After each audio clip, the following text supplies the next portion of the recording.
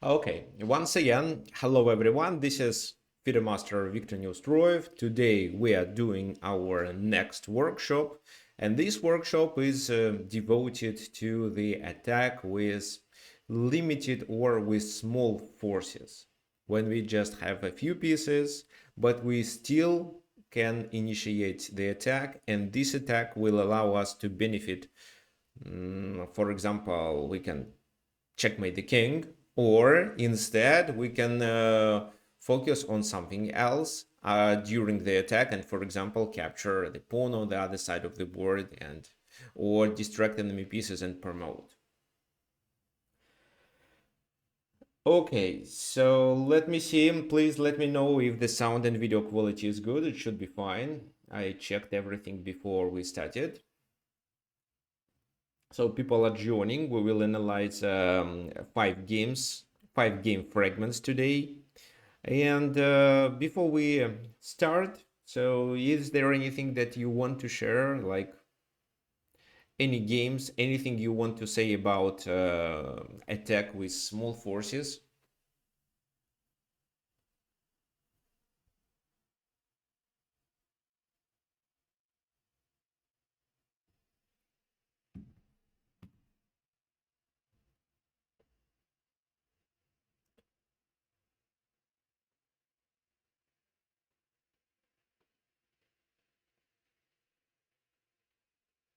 Okay, anyway, let's start.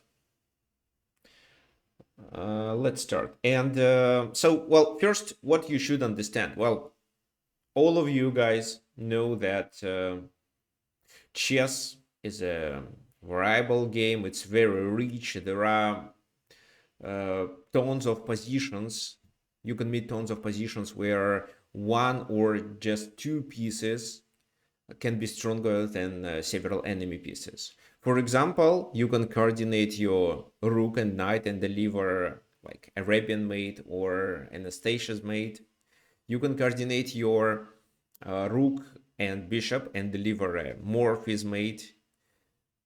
Queen and knight can work together properly well. What else? The king together with knight and the pawn in the endgame can be quite strong and can create checkmate. So what are we aiming for when we are doing the attack with limited forces? So first of all, we are trying to create mating threads, or we are looking for a tactics which allows us to win material. Like I said, a pawn on the other side of the board. Sometimes we are looking for drawing combinations, like when we want to get a perpetual check or deliver a perpetual check, or when we want to like just repeat the position. Very often we want to distract enemy pieces and promote a pawn to a queen, like I said. What are these preconditions for the attack of with small or limited forces? This is the most important thing. So not in every game you should attack the enemy king if you have just a few pieces left. Well, first, there should be some preconditions that you have to recognize, and once you are sure that you recognize them, then you may um, start the attack. For example, if the enemy king is vulnerable, then yes, you may have a chance to initiate the attack.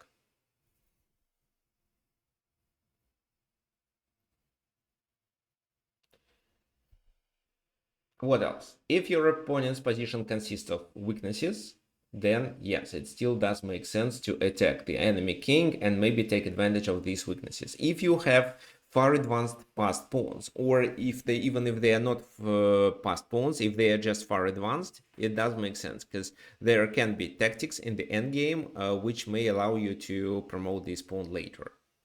So usually we attack with small forces in the middle game. Sometimes in usually we do it in the end game, sometimes in the middle game. If we don't want to let our opponent to initiate the attack with limited forces on our king, we should keep our king safe. And our other pieces should be protected and do not interfere each other's activity. And of course, you have to pay attention to the enemy passed pawns. There are a lot of examples in books. Maybe you can find some on chess.com. So what, in order to learn attack with small forces, well, of course, except of attending this workshop, you have to work on endgame puzzles. So, for example, some tactical books, maybe you can also find this feature on chess.com. So some tactical books consist of puzzles devoted to different tactical motives. And among them, there can be some endgame tactics. So learning endgame tactics will help you to get better with attack with limited forces. Okay, let's start.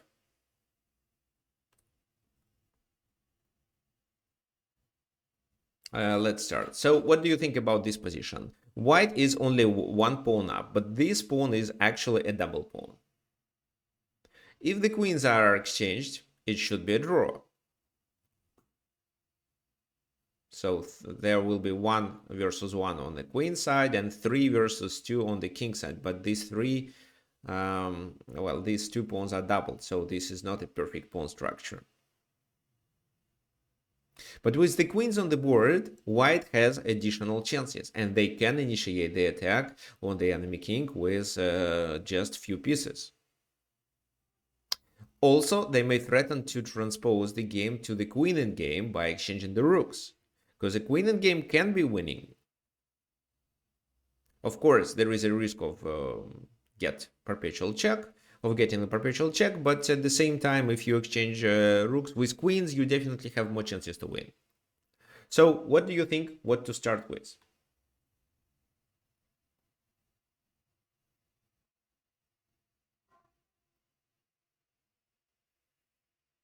In this position, which move you should play? So you can type it in the chat. You can also unmute yourself and say it.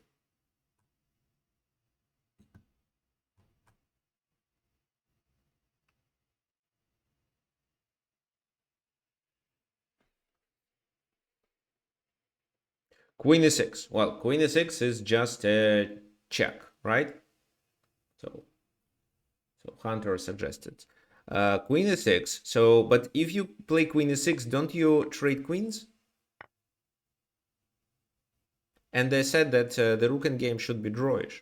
How? Well, for example, like that. Well, b3 can be played. And if you play rook d3, they play this move. But it still should be a draw.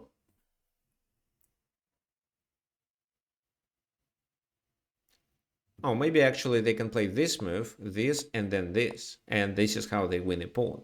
So you still have to play b3. And then, well, if they take there, they may lose this pawn on b4. So maybe it's not a good strategy. That's why let's just play this move. Rook a3, the rook is tied down, and we can activate the king, and it should be a draw anyway.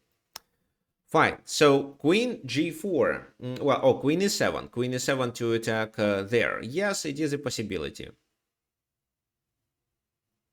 For example, queen d6 then. And then it's not clear what we should do. Probably we should play queen back to g5 and keep the queens on the board. Queen g4 is a more natural move because, well, you attack the pawn as well as you add some pressure and you threaten to play this move.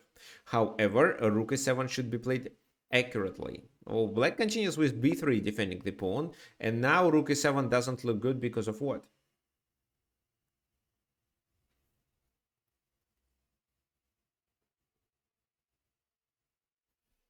So who can tell me why rook e7 right now fails? Exactly, thanks. Because of queen d1. Rook e7 looks like a strong threat, but after queen d1 we have to trade queens, and again this is a draw. They can play rook f2 and now they win the pawn anyway. That's why prophylaxis. King goes to the second rank. But queen f7, now rook e7 becomes impossible. Queen g5, there is a threat of capturing here, and rook e7. Rook d7, what would you suggest? Let's improve our position step by step. So what white can do to make the position stronger, because I don't think that black can improve their position. They just have to stay and wait.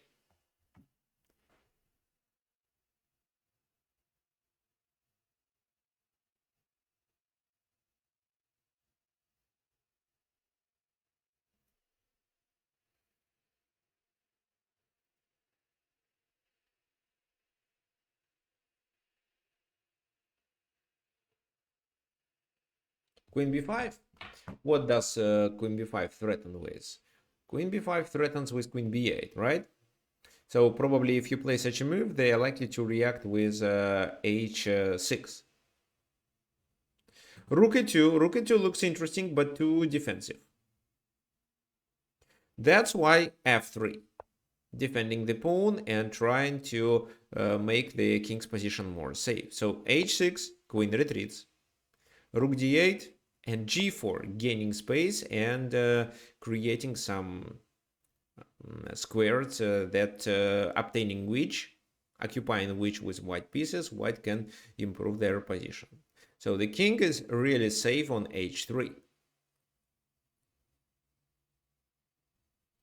King goes to h8, queen goes to b6, attacking there and putting pressure on b3. So now rook comes to d2. Still, it's not a mistake. Attacking there, so queen b8 check, king h7, and rook e8. So it's not a losing move, but such a move allows us to attack through the back rank. But what else could they do? What do you think? Because our next move can be rook a3 and we may win the pawn on b3. So they should have a counterplay. And in order to obtain this counterplay, they should do something with their pieces. So what do you think? Maybe delivering check is a good idea. But then king h3.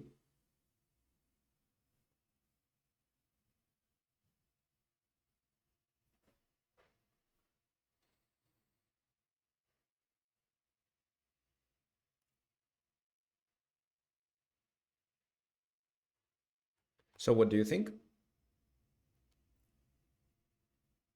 Could black do anything else instead of rook d2? So b3 is an object of the attack. Maybe queen f4, rook b8? h5. Seems to be quite risky. Right now the rook is hanging.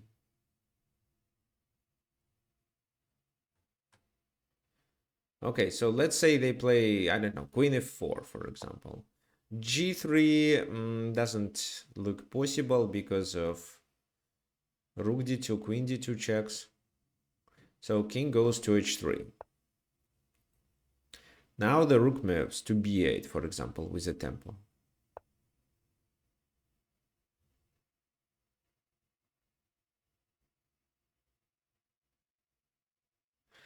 Queen e6. So with queen e6, you are still keeping pressure. You are doing this. If, let's say, let's say in this position, queen e6, and they play h5. For example, if they play h5, I don't think it's a good move, but let's say it happens. Then I think you can win with rook e5, threatening to take there. So they take, you take, but this queen cannot deliver checks. The only check that I see is queen h6, but then rook h5.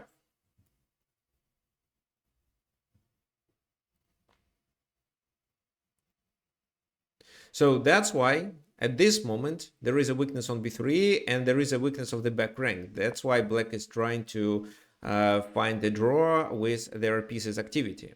Rook d2, queen b8 check, king goes to h7, and rook e8 threatening to chase the king away and try to checkmate the king on the open space. What do you think black should do?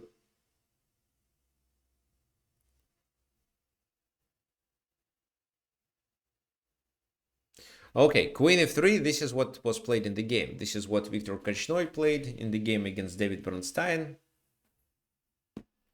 And that was actually a critical mistake. So Korchnoi couldn't visualize why such a move is a mistake, so that's why you may experience similar problems with calculation of this line.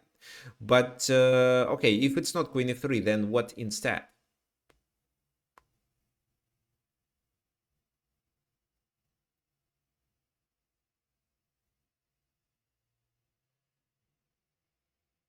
Rook f2. What's the purpose of rook f2? Queen f6 with h5. Okay, queen f6 makes sense, but wait a sec. What did you prepare for this attack? So queen h4 is a threat. Yes, it is.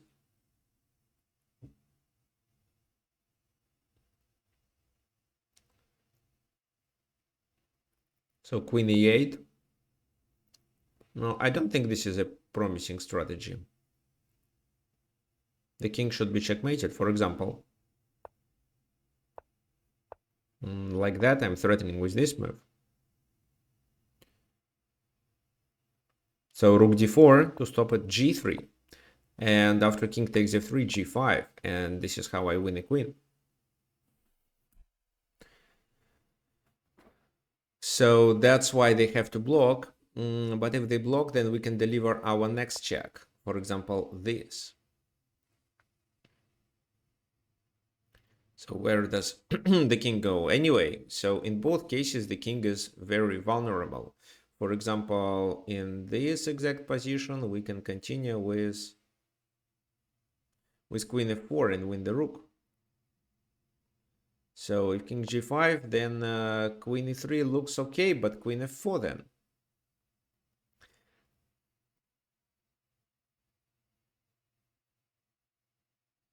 That's why maybe just king g3 to play f4 with a pawn. So queen c7, still f4 with a pawn, and then the rook joins and there is a checkmate. Or you win the queen.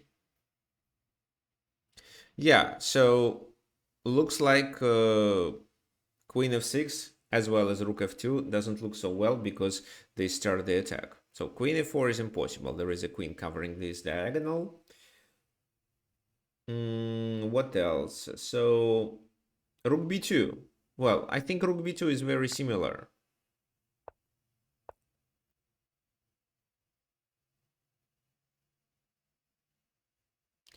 So how do you continue the attack in this position?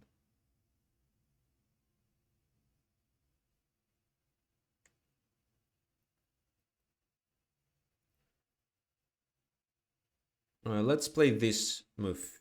No. Maybe yes. Now let's play this move first. The rook is hanging. This is a threat, which forces the king to go that way. So probably the rook moves. Doesn't matter where. Then you play queen e4. They play king f6. And in this position, you can just play rook here, threatening with... No, it's not a checkmate, actually. Okay, let's instead play this move and threaten with this check. It's likely to be winning. Okay, maybe they play rook to d2. Queen e4, king f6. Ah, they lose a rook simply. Okay, so rook b2 doesn't work neither. King g6 should be played in advance. So then the king always have this option to move back. You cannot use your queen to attack. Like, how? Because the king goes to h7. Once you play queen b6 or something like that, he goes back. Okay, did rook f2 blunder the same way? Let me check. So rook f2, here, here.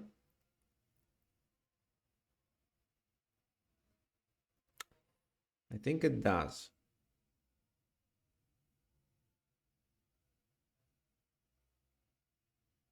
Well, what about king g3 just? There is queen b6 actually. Good point. Yes, thank you. But king g3 is also very attractive. Okay, so king g6 should be played, then king h3. Not a check, but king h3, bringing the king, avoiding these checks on this diagonal so that you can move the queen. Rook d3, let's say, king g3, protecting there. So step by step, you improve your position. And this endgame is actually winning. Why? Because this time they have to protect the pawn that way, and you simply bring the king and capture the pawn. You will gonna have two extra pawns, and that's why it is winning. So king g6 would provide black with better chances to draw the game, but still was completely losing if white plays properly. But queen f3 was a blunder. So rook h8, king goes that way, And after the next move, Viktor Neustroev resigned. So could you please find the move that David Bronstein found during the game? And how does this move work actually?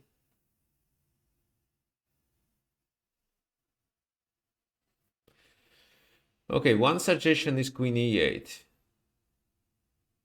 And if king g5.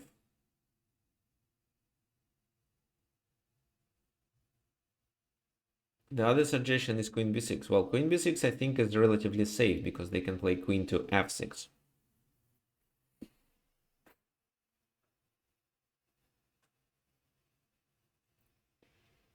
Okay, there is some tactics. I want you to find it.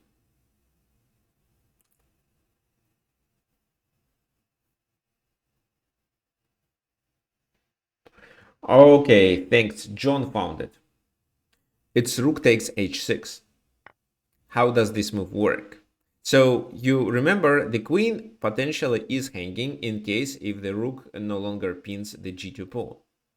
So if they capture with the king, you can play this. Doesn't matter where he goes. Let's say to g5, you can still play this move. And if he goes that way, you check and take the queen with your queen. If he goes that way, then there is g5 and you win the enemy queen. So the g4 pawn actually became very helpful. If they take with a pawn, it's a bit complicated, but still allows, well, it's actually not complicated. King f6 is the only square, and then you simply win the queen. Actually, I think it was possible for a grandmaster to calculate that rook h6 wins the game, and because of that, queen f3 doesn't work. He missed it. Fine, not a big issue, but he lost the game. And look at this position. Originally, it didn't look like a winning position. Originally, it looked like a draw. Black has to defend, but it seems that black is able to hold the position. So here, the attack with limited forces on the enemy king was caused because of, well, this king's position is compromised. The g7 pawn can be attacked easily. And there was a second weakness on the other side. Because of the combination of these two factors, we were able to initiate the attack on the enemy king and kept in mind that in some variation we just win the pawn on the b file, and two extra pawns are enough to win this endgame even if we have only rooks. And finally, there was a weakness of the back rank that white exploited. Yes, exactly. So Brian often, well, okay, let me just read the comment. I know about attacking with small forces. I do it in my games sometimes. It's not usually the best plan. Well, true. Well, to be honest, Brian is doing attack with small forces often. Not sometimes. It happens often. Sometimes it works. Sometimes it works because of Brian's attacking skills and because his opponent's blunder. So this is how it works. Well, but usually attack with small forces can be parried. That's why you should understand when it does make sense to initiate such an attack, or when it does make sense to focus on something else and come up with a different plan. Here, in this original position, it seems there is no other plan. What else you can do? Try to create a pass pawn, but with the queens on the board, your king is vulnerable. Try to attack this pawn, yes, but you can combine it with the kingside attack. That's why here, with queen g4 and rook e7 threats, you could play for a win. Now let's continue with the next example. Well, are we talking about the attack in this position? Who is attacking, by the way? So white has a rook and knight. Looks like they have material advantage, but how do they play for a win? This is a study-like combination, exactly.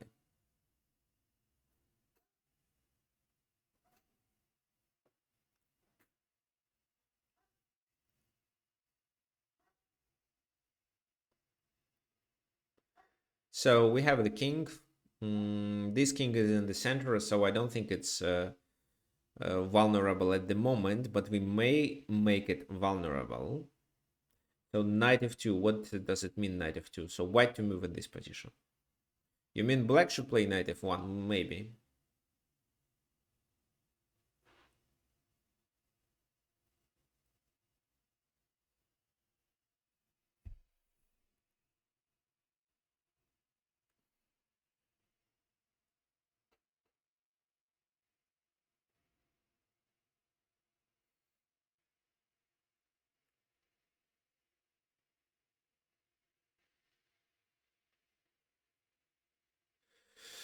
Rook d8, what's the purpose of rook d8? Aha, so yes, it's rook a2. The game should start with rook a2 move. Okay, so John suggests to restrict the king and set up tactics, and let's start with this move. But I think the king goes further then. So if you play this, you kind of do a restriction. But if he goes further, then he can cover with the pawn.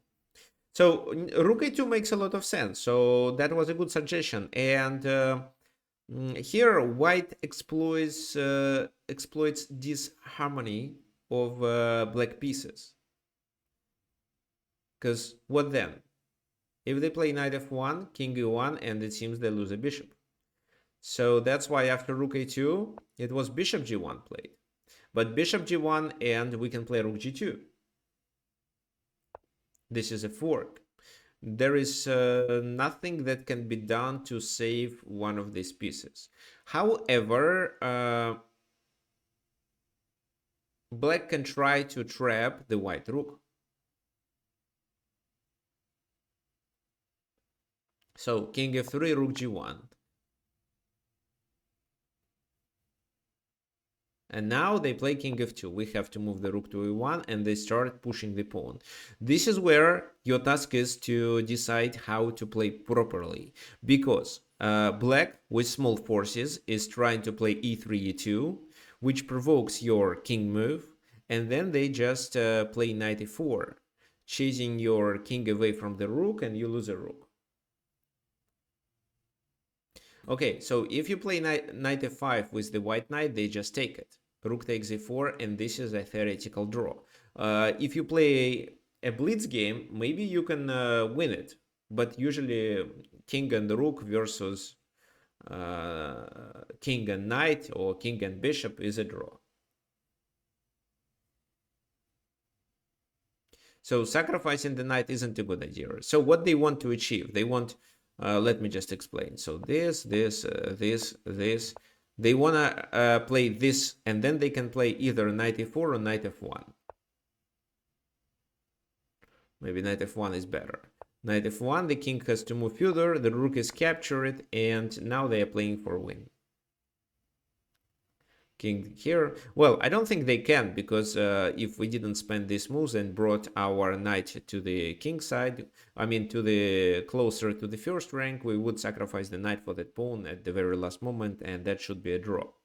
But I wanted you to understand what they are threatening. So e2 and then checks, which will distract the king from the protection of the rook. So knight f5 doesn't work, but what you can try instead? So king d2 now. No, king d2 now, e3 can be played instantly, and this is a check. And the pawn becomes poisoned because knight f1 is a fork. So e3. So king d2, e3, rook takes this. This is a draw.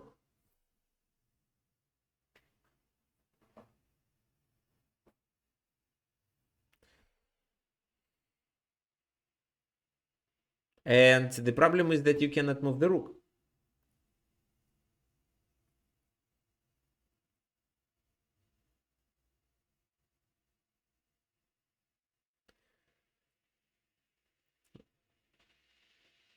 Rook a2 is also not playable. Knight e6. Well, it seems that you have to play knight e6, but what about e3? How to play then? Bring it to d4? Okay, and if they play e2? I don't think you can play king d2 because of the same feature, knight f1 or knight e4. So it seems that you can take it, right? So let's calculate this line. Knight d4, e2, knight takes on e2, and what do you think black can play?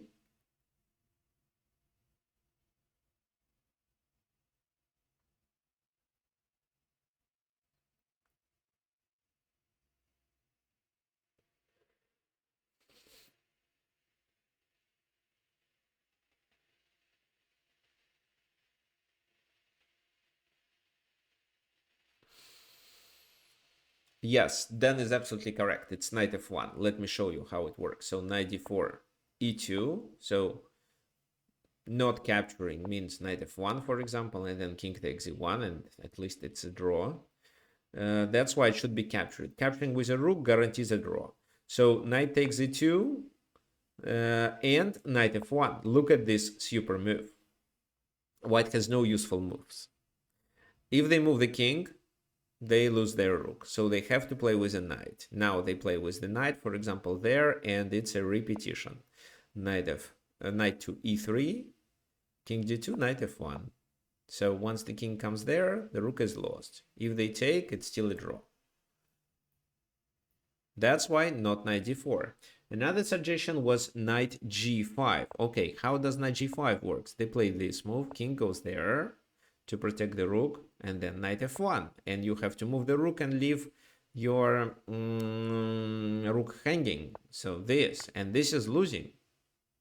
So you can deliver one more check, but he escapes. Well, so you're right, it's a knight move, but where exactly to move your knight and why? So Hunter suggests knight c5, Brian suggests knight d8. Brian, I think knight d8 is too far from the place of action. Don't you think so? Hunter, may I know what's your rating is? Do you have a FIDE rating or only national one, or maybe you have a one on chess.com?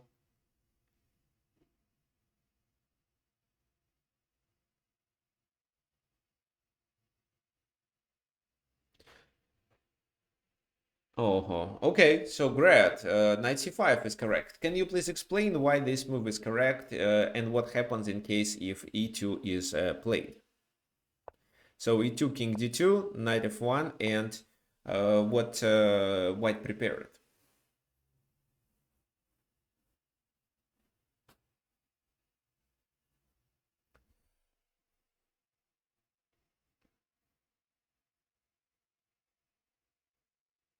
Well, knight e4 check. No, the king is under a check.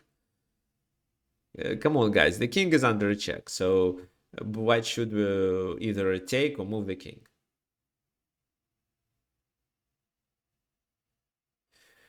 King c2, and the answer is no. Well, rook takes knight, you lose the game.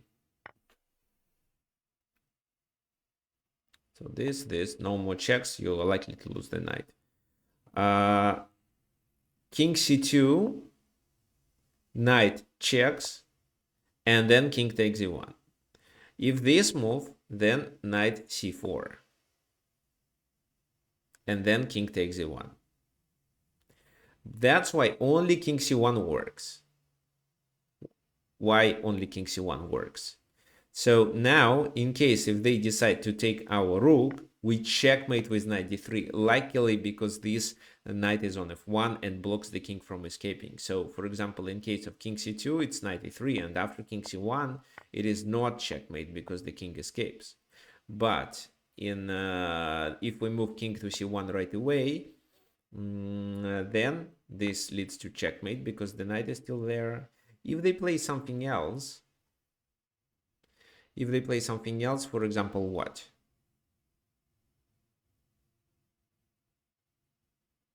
Knight e3, then knight d3.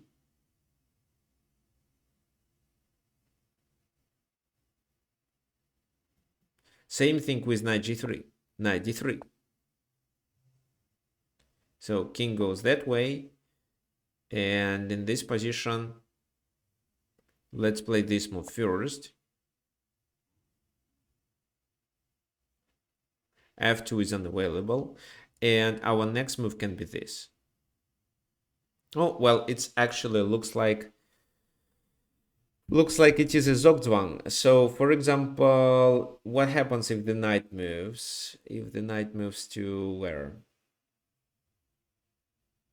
F1. So you can play this threatening to take. That's why they have to retreat. But then you still take. They take with their knight, and you play this.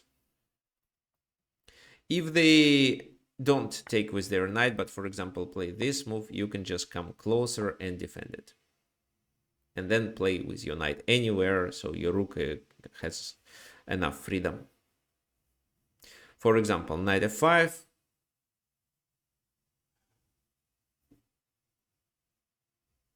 No, knight f5, king d2 first, and then you move the rook. Okay, fine. So knight e3, knight d3, king f3, and rook h1, and you can use this square for your knight, and then you bring the king closer, so it's completely winning. But in case of king c1, it's this. Okay, so look at this original position where finally white captured the bishop. Look at black pieces activity. These three pieces can together create an attack on the enemy king with just a few pieces. So it's very small forces. However, it can be successful. In this exact variation, it's not, but due to the only moves that white could find. So they could counterattack with other small forces and even deliver a checkmate with one knight, getting the enemy king blocked with his own pieces. Yes, exactly, Brian. So this is a study-like combination. It didn't happen in the game. Just one position to illustrate. All other positions are taken from the game. So this is also a game. Bernstein was played against someone. It's not a study-like combination. It looks like a study-like combination, but it's not. So this is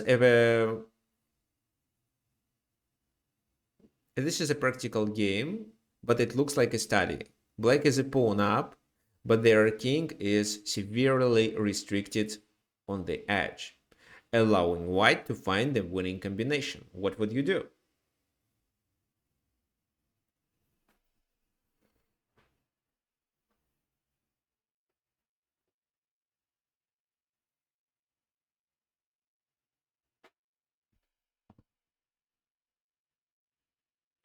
Okay, Roshan suggests rook knight c8. Kitchester suggests c5, a4 or c5, and knight c4. And Hunter suggests c5. So Hunter, in which country do you want to participate in your first tournament? Because it doesn't seem that you are 1000. It seems that you are quite an experienced player.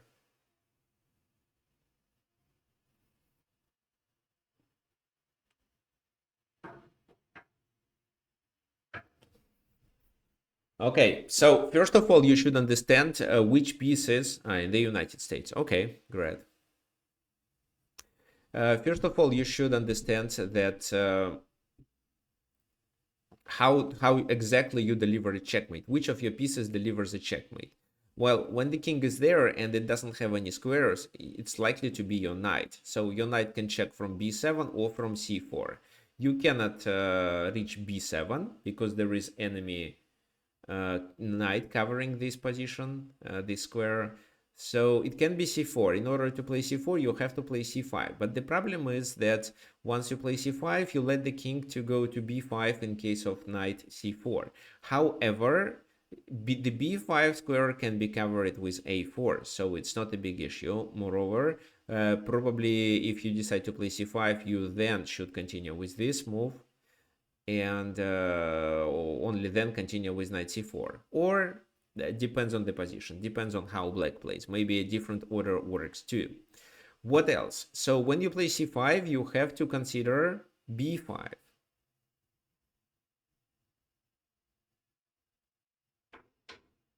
What do you think we should play after this move? a4?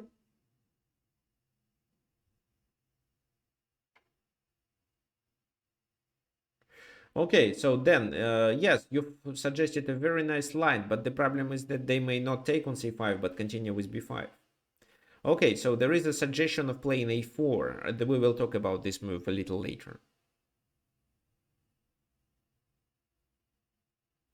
Okay, so looks like there are no suggestions after c5, so let's talk about a4. Okay, so playing a4, how does it help? What if, for example, they play b5? This is not checkmate. So c5, but then b takes a4.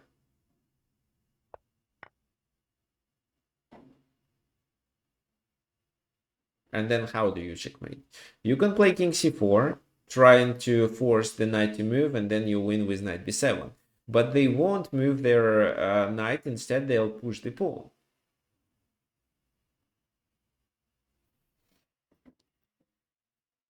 So if you come closer to take this pawn, then they are allowed to play with a knight already. And if you deliver this check, the king successfully goes to b5. You don't have pieces to cover it because your king is tied down to the pawn since you sacrifice it.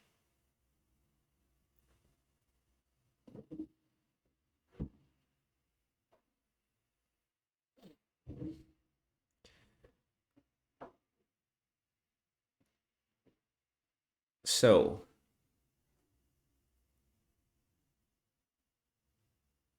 a4, b5, maybe let's take first, but then they take with the a and the king gets another safe square to escape. That's why it's unlikely to be checkmate. So it seems a4 doesn't work after b5.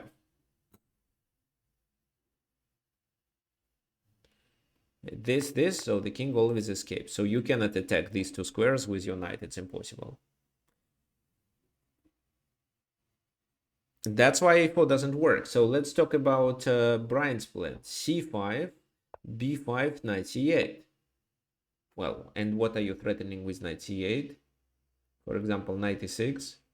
I take him there. Okay, good point. But you should start with c5. So, well, for example, this is a simple checkmate that everyone can calculate. If this move, then this is a simple checkmate that you can also find. It's findable. But in case of b5, here John suggests to play a3. There is no knight c4. That's why we want knight b7. In order to play knight b7, we should let them to play with their knight. So now if they play with their knight, it's over.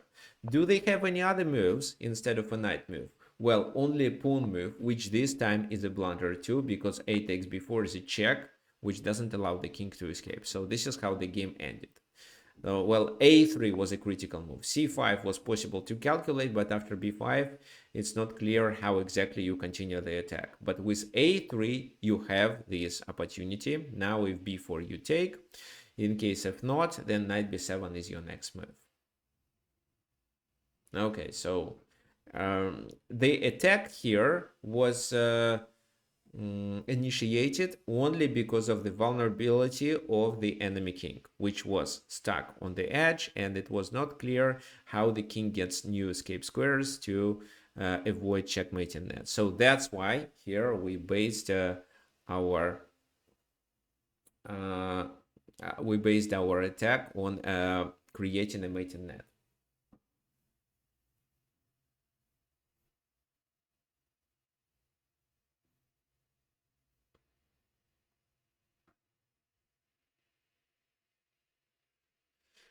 Okay, let's continue. Let's take a look at this position. Black is a pawn up, but white is about to capture on h5, and after capturing this pawn, at least the white position will be equal. However, black may quickly begin the attack on the enemy king.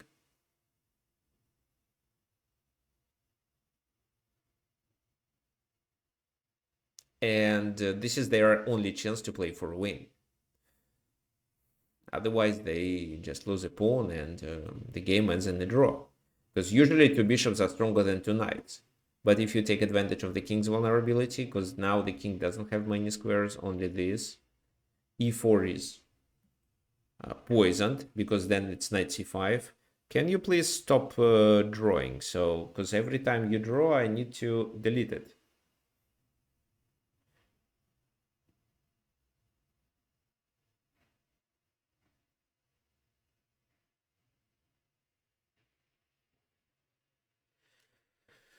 So 97 to capture there. Okay, it does make sense.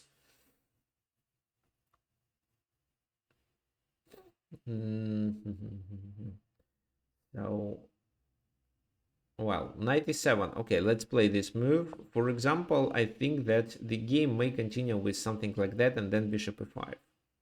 There is also a second suggestion, playing this. But then it's b6. However, then it's this. But then it's this, and I don't know. It seems black is better because c4 pawn is lost. And where does this bishop go? If it goes to h3, there is no attack on h5. If it goes to a4, then we capture with a temper. So this looks fine. But if they first capture on d7, then what? Let's say rook takes, or king takes probably. King takes to keep attacking there. Then it's this, this, and this. And it should be equal. I don't think it's possible to win the pawn on a3. It's possible to create a pin, but it's just a pin.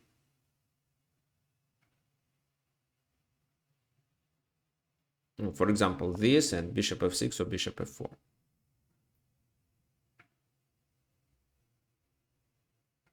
Or even king f4 was better. Okay, fine. So 97 doesn't look so promising. What else do we have? Brian suggests b5, taking advantage of this, maybe. b5. So b5, c takes b5. Then what? A takes b5, bishop takes. And where do you move the knight to create discovered attack? If this move, it's bishop takes. Looks like b5 is not promising neither. Remember, the attack on the enemy king. This is what we study at today's class.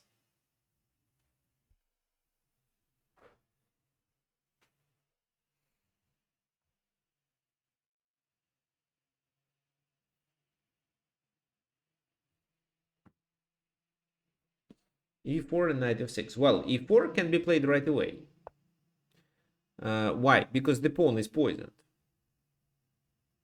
Well, f5 was also a suggestion, but they take on h5, guys. If you play something else, they take on h5. Let's say you play f5, they take on h5, and what then? Yes, you can play this move, but how do you benefit of it? And f5 is now vulnerable. So e4, the pawn is poisoned. In case of king f4, this. In case of king e2, it's knight c5, and then you take this pawn. So they can take on h5, but you can take on c4 with your knight, I think. With your knight, yes. And if rook d5, b5 works. Check. I don't know what for, just this move. Bishop b4 check, you can go further, maybe to f6. So you are still a pawn up and continue your attack. That's why they played king f4 to attack these pawns. So one with rook, one with king, but later when knight c5 won't be a possibility. Knight goes to e7, opening and threatening with this. So that's why white continued with bishop a5. So if they take there, it's knight g6, king goes somewhere, then rook c4 is a double attack. Well, and this double attack works well, because after this move, it's b6.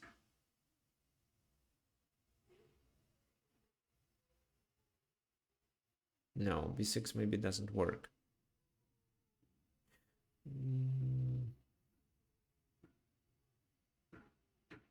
Well, I think white should be fine here.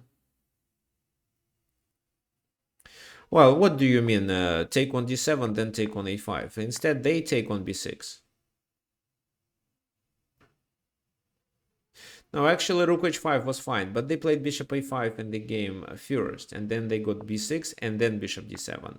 But as I said, bishop b takes a5, and now this is vulnerable, and the bishop doesn't know where to move. So bishop h3 blocks this attack. Bishop a4 falls under rook c4. However, this time rook c4, bishop b3, and f7 is hanging. Well, but you can play this move, and if they take, you play this. Knight g6, yeah, knight g6 seems to be better move, and then rook f7. Oh, yeah, that's right. And then the h5 pawn is poisoned. Is it?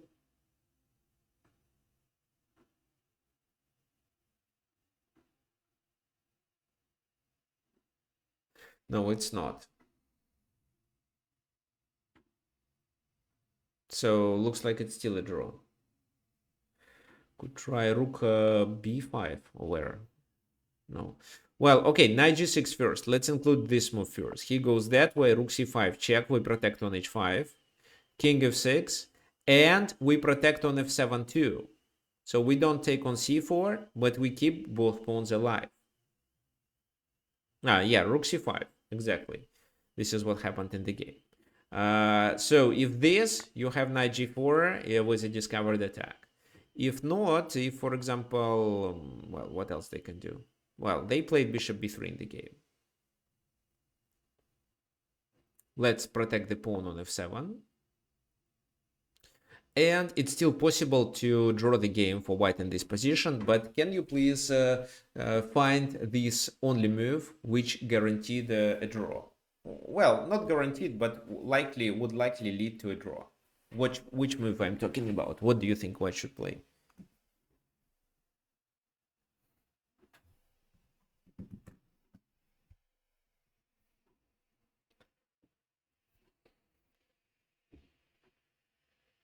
f4? f4 and passant. Rook d1, what's the purpose of rook d1?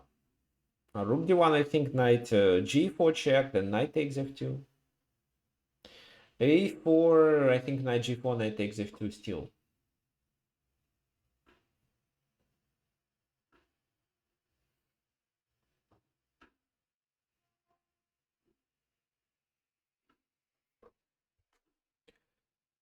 Bishop a4, king f8, bishop b3. What's the difference? Why? Well, I think the king on f8 is stronger than the king on e8. The king on f8 is threatening with this, which is a checkmate, isn't it? So then if you do like that and then you retreat with the bishop, you are checkmated. Actually, this becomes a threat. Rook g1 doesn't help if you play so. This becomes a threat, and then the king is vulnerable to checkmate. That's why the only way to play for the king is to go to f5 right away. So they should let the king escape. They should provide the king with multiple squares. So, for example, in case of knight c4, it cannot be this because of knight d2 and knight b3. It should be king f4. But then it's possible to survive. So, for example, knight a3, rook a1, these pawns are doubled. And because the pawns are not connected, white has drawing chances. Again, it's not clear, and maybe I won't make a draw if I were playing this with white pieces. But it should be. This is the only way to save the game. King f5, knight d3, for example. Take, knight f2. He goes that way. This. King f. Well, it can be a draw too. Looks like there are two extra pawns, but the king is active enough. This is +2, exactly. But in fact, it's +1 because these are doubled and this is lost. With the king being close to the h-pawn, I think that yeah, white stops it. Okay, should be a draw, actually. So neither a knight c4 nor knight d3 works, but I like knight c4 more in this position. King g7 was played. They made this king move, and this is how they lost the game. Knight g4, threatening with rook g5, which ties the king to the corner. So probably they could try this, but this is still a losing position. Rook g5, king h7. So if you go that way, they play this. And the idea of bishop c2 was to stop rook g6, which could be a checkmate if not the bishop. That's why just h4, and after rook takes h4, king goes that way.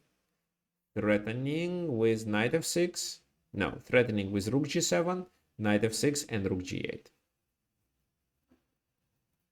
What did happen in the game? Instead, yeah, there is still rook g8, but you would better first check and force the king to go to h8. So they played rook d1, rook g5, king h8, and knight goes to f6 with rook g8 threat. So this time, if they played there, it is a forced checkmate, or like that. So king h8, knight f6, threatening with this. This is what they couldn't stop. They can deliver a check. What do you think? Where to move your king? To f8 or to e7? Two options.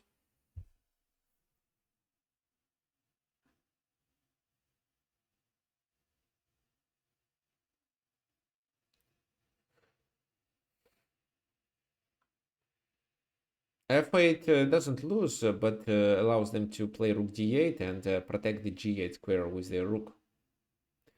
And you fail with your mating idea. That's why king e7, exactly. So now they can play this, but they lose a rook in such a case. This move is unstoppable. Okay, so this is how the game ended. Well, you may say that how can we figure out that we can initiate the attack on the enemy king?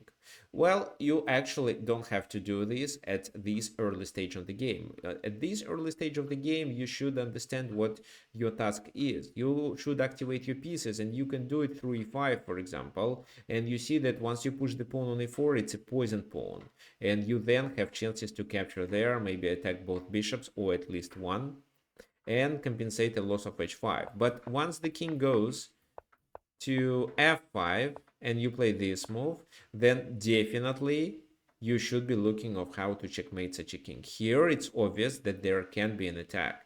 At least knight a5 saves both pawns, and then you threaten with this, which allows you to bring the rook and create a mating net. But even if you don't win with such a mating net, at least you can take other benefits of this position. For example, as we discussed, in this position, in order to get the king escape, they have to play this and fall under a discovered attack. And I'm sure that finding such a move like king f5, which by the first glance seems like a blunder, will be so hard for your opponent. That's why he could play something else and lose with this, or just play king g7 and again lose with knight g4, rook g5, like it happened in the game. Okay, fine. We have one more example. This is the last game, the game between Rashid Najmedinov against Shalom Matskevich. And well, Rashid was known as a famous attacker. However, before we continue with the analysis of our last game, let me remind you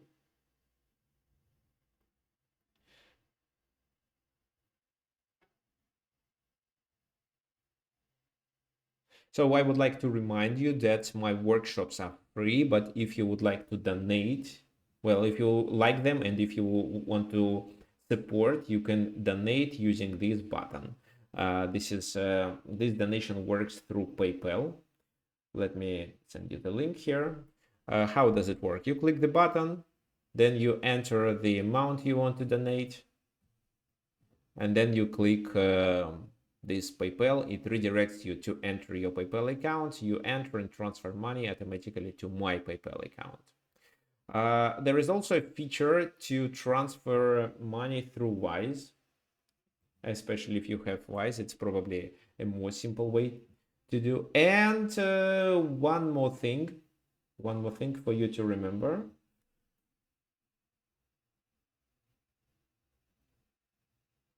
We started our endgame training course.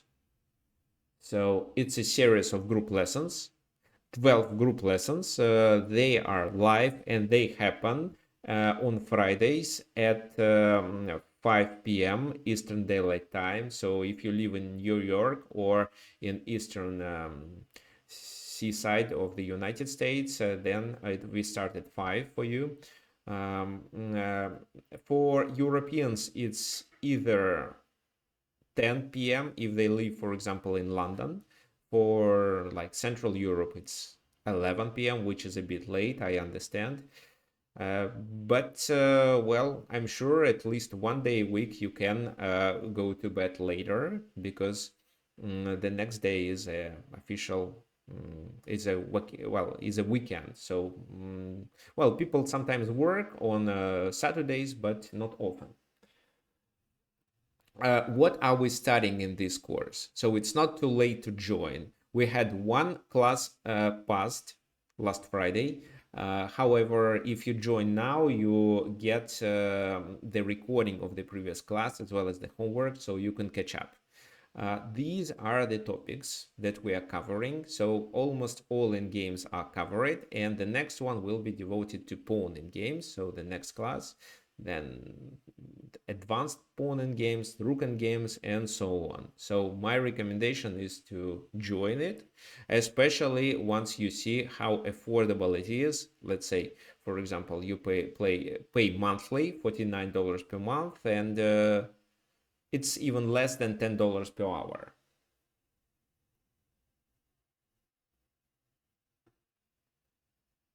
Okay, fine.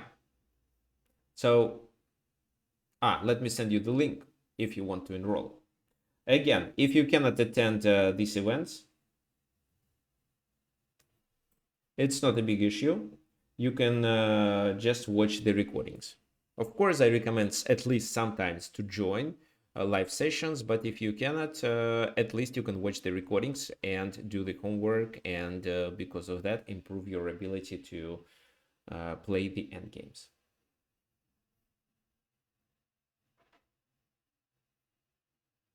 Okay, fine. Our last example. Am I sharing the screen? Looks like not.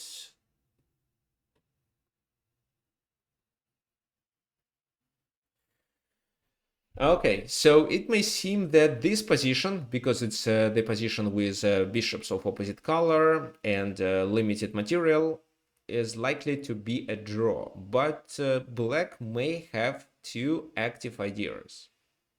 Who can say? Who can tell me what active ideas I'm talking about?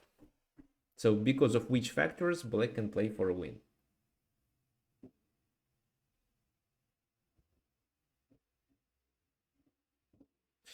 Black has a passed pawn. Good point.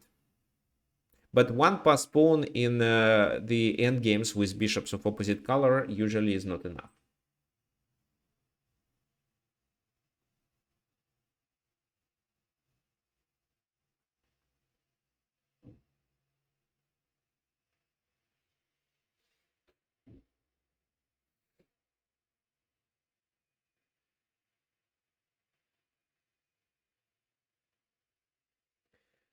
White king is vulnerable.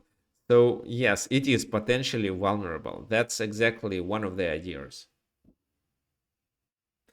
Okay, so looks like I taught you to look for mate in net.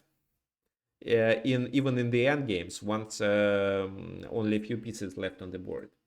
So it can be two passed pawns. That's right, Brian. That's absolutely right. So, which I can rephrase your sentence. You probably mean that we can combine the idea of attacking the enemy king with the idea of winning the pawn on a4. In such a case, we are likely to have two passed pawns, and most likely we win the game. So, which move to start with? Bishop d4, like Peter suggested. is possible, but doesn't look so attractive. c5, and then they play a5, a6, so they are able to protect both. What they need is to bring the king closer. But bishop e3 is a better move. How does it work? For example, if king goes to h5, it's it can be what? Rook here, here, here, and you take the pawn.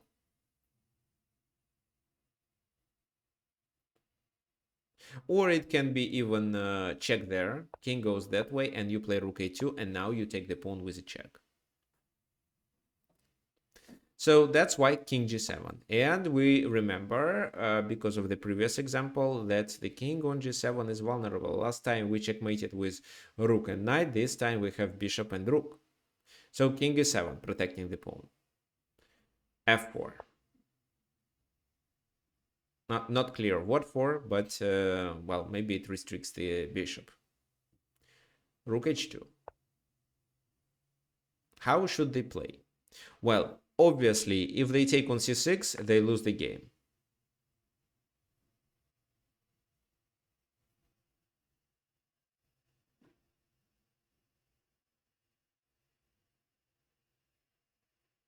Rook e1 to pin was played in the game. We are going to talk about it. So how does bishop c6 loses?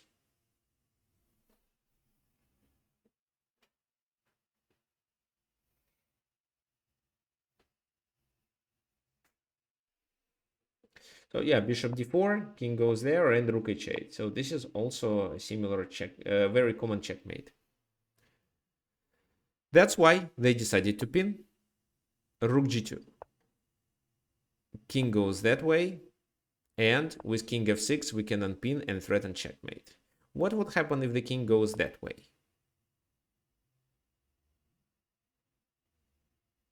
Who can tell me?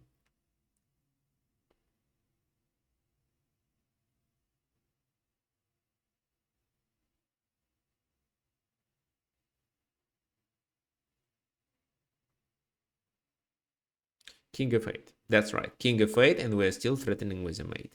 And if they now escape, we win the second pawn with a check, and with 2 pawns we should be winning. So king h6.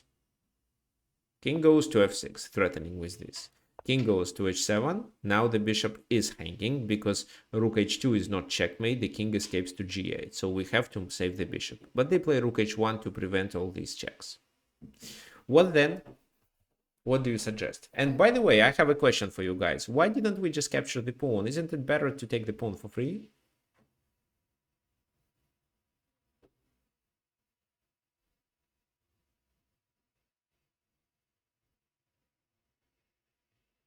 They can pin the bishop. True. But king f5. Oh, now they can take on c6, and it's still one extra pawn only. So bishop d2 because of that. Rook h1. So this is now hanging. That's why rook g7. If he goes that way, we take here and then win a rook. So that's why after rook g7, he has to go to h8 only. The white king is cut off. And but black should understand, black shouldn't exchange the rooks. If black does it, it's likely to be a draw anyway. This pawn is hanging. What would you suggest?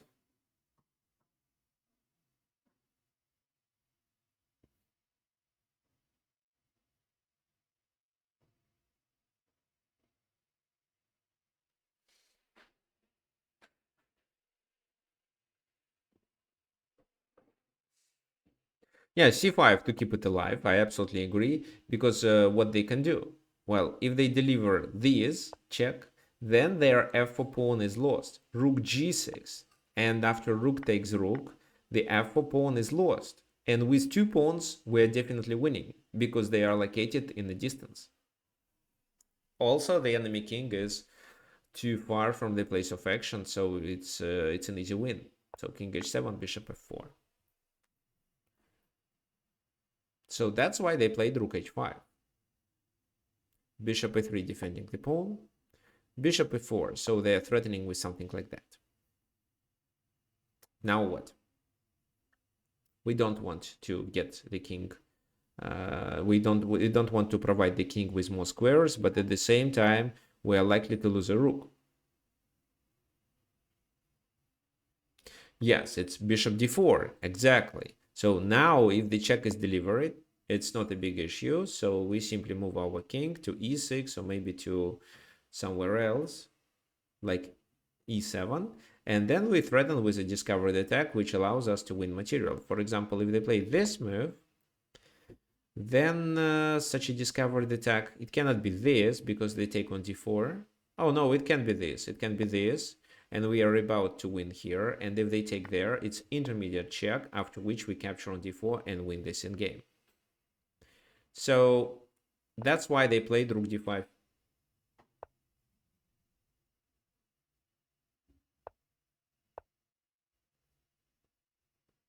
No, it's protected.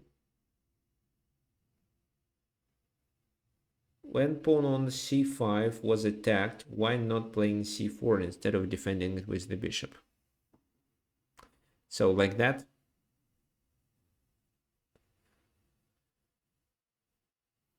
No, I don't think it's a mistake, first of all.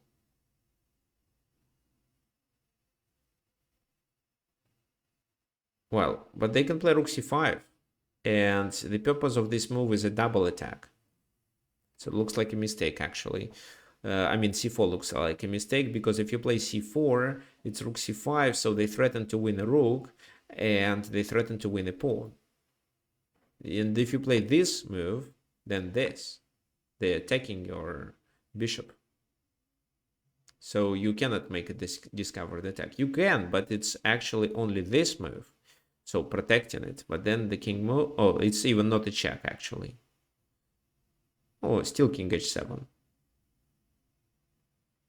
So this, threatening the mate. Yeah, seems to work.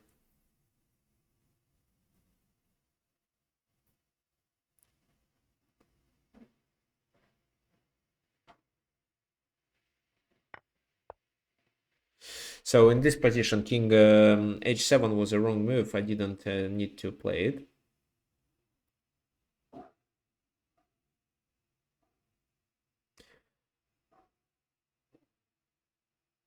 I can play this move because it stops rook h3.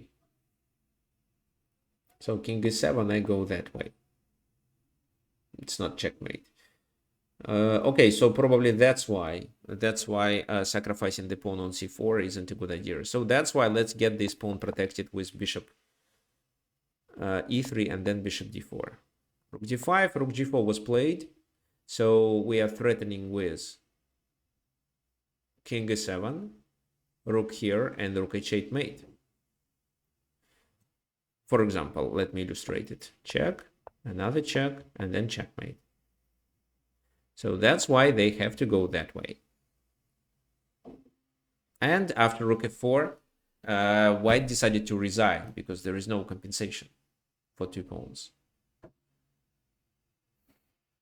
Moreover, white can make a move with their king and deliver a check. That's why white should be accurate. So, for example, something like that means that they lose the game. That's why the bishop should move on this diagonal. But it's still a losing position.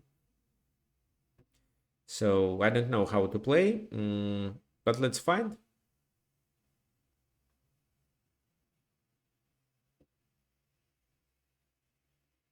Here, bishop e4.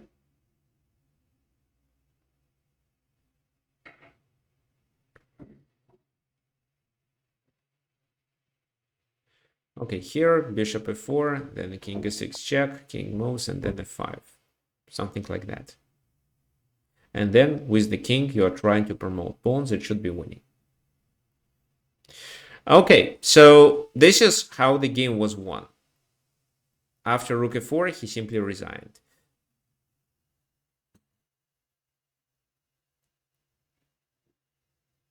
Yes, so well, sometimes you need three pieces to attack, and here you even attack with four, because this pawn plays an important role, not allowing the king to escape to g6 very often when the king is on f8 or e7. But for example, if you have a queen, you may need just two pieces, your knight or your bishop and a queen. So you protect your queen with bishop, and your queen delivers checkmate. This is the most common scenario.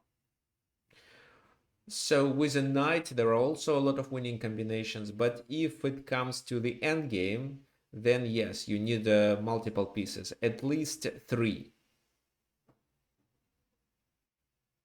Knight and rook, and a pawn at least, or bishop, rook, and pawn. Fine. So what I want you to remember, well, I don't want you to initiate an attack with small forces every time you just want to attack. You should initiate such an attack only in cases if there are certain preconditions. For example, here, the king is not where it should be and can be potentially checkmated. And you combine the idea of delivering check to the king with something else. With the idea of winning a pawn, for example, or like with the idea of advancing your pawns. Here, we wanted to win one of these two pawns. And together with this, we were attacking the king. In the previous example, we were almost doing the same feature. We were trying to activate our pieces by obtaining the e5 square, protecting the h5 pawn, and capturing the one on c4. And once the king entered our camp to capture our pawns, then only we could initiate the attack on that king. So this is what you should do. You should identify whether there is a good moment for you to attack with small forces. If it's not, then come up with a different plan. And don't always attack. So don't think that attack is a universal plan. No, it's not. Look at the king, look at other factors, and decide. If usually in the end game, we don't attack the king, but we attack enemy pawn weaknesses and try to occupy weak squares into the enemy territory to improve our pieces. And all this is done in order to create passed pawn and to promote them, or at least tie enemy pieces down to our passed pawns. Okay, so we are done for today. Those of you who are interested in the Improve Your Endgame course, the link was sent to you, I think. Yes, exactly. Also, if you have any questions, you can message me.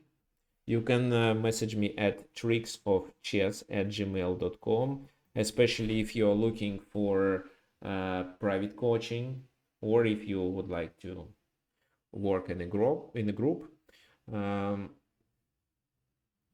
So the next workshop will be next Friday.